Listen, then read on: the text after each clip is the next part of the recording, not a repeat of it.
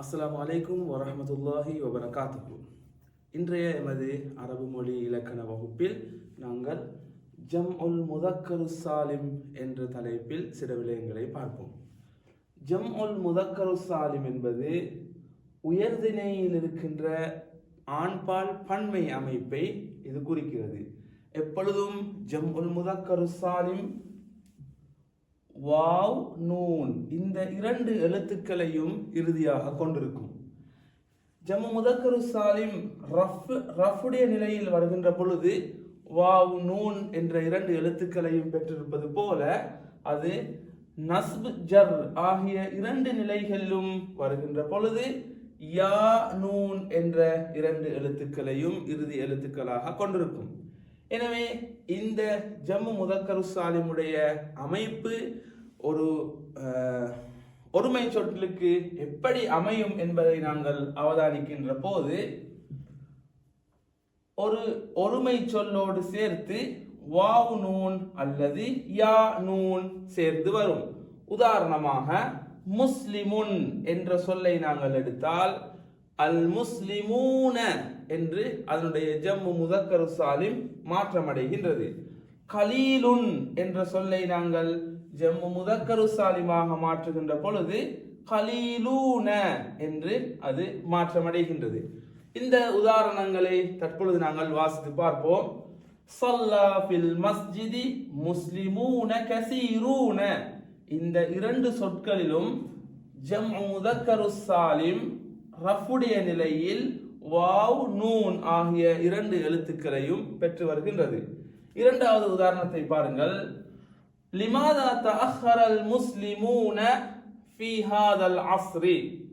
இங்கு அதே போன்று முஸ்லிமூன என்ற சொல் வாவ் நூன் ஆகிய இரண்டு எழுத்துக்களையும் பெற்று ரஃபுடைய நிலையில் வந்திருக்கின்றது.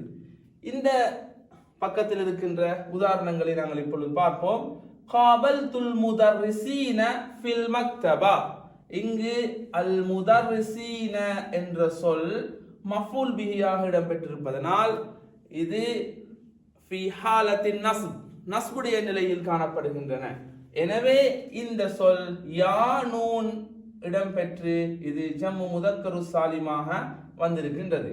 அதே போன்றுதான் மனஹத்தில் முஅஸ்ஸஸது அல் ஃபாயிஸீன ஜவாயிஸ கையிமா. இங்கு அல் ஃபாயிஸீன என்ற சொல் மஃபூல் பிஹியாக வந்திருப்பதனால் இங்கும் யா நூன் பெற்று இந்த ஜம்மு முதக்கரு சாலிமுடைய அமைப்பு வந்திருக்கின்றது. அதே போன்று இந்த இரண்டு உதாரணங்களையும் பாருங்கள். ஹுனாக ஜவாயிஸ் கஸீரா லில் முப்திஈன.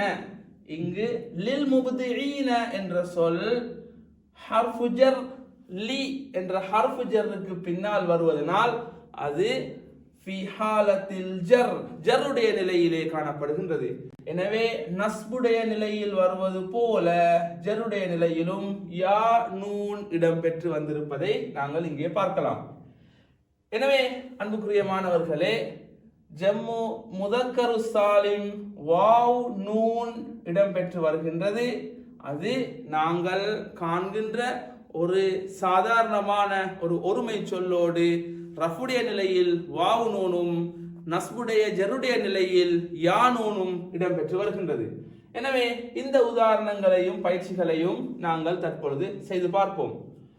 ஸல்லா அல் முஸ்லிமு ஸலாத்தல் ஈத். அல் முஸ்லிமு என்ற இந்த சொல்லை நாங்கள் ஜம்மு முதக்கரு சாலிமுக்கு மாற்றுகின்ற பொழுது ஸல்லா அல் முஸ்லிமூன ஸலாத்தல் ஈத் என்று வரும். உஹிப்புல் முஹந்திஸல் முஹ்லிஸ. அல் முஹந்திஸ என்ற இந்த சொல் மஃபூல் பிஹியாக இருப்பதனால் எப்படி வரும் என்று கூறுங்கள் பார்க்கலாம். உஹிப்பு அல் முஹந்திஸீனல் முஹ்லிஸீன என்று வரும். அதே போன்றுதான் கிதாபுல் முஅல்லிமி ஜதீதுன். அல் முஅல்லிம் என்கின்ற இந்த சொல் முதாஃப் இலைஹியாக வந்திருப்பதனால் அங்கு ஜர்ருடைய நிலையில் கிதாபுல் முஅல்லிமீன ஜதீதுன் என்று வரும். எனவே நாங்கள் இந்த பயிற்சியில் இருக்கின்ற வசனங்களை அவதானித்து அதனுடைய ஜம்மு முதக்கரு சாலிம் எப்படி அமையும் என்பதை நாங்கள் செய்து பார்ப்போம். எனவே மாணவர்களே, இன்னும் ஒரு அரபு மொழி இலக்கண வகுப்பில் சந்திப்போம். அஸ்ஸலாமு அலைக்கும் வரஹ்மத்துல்லாஹி வபரகாத்துஹு.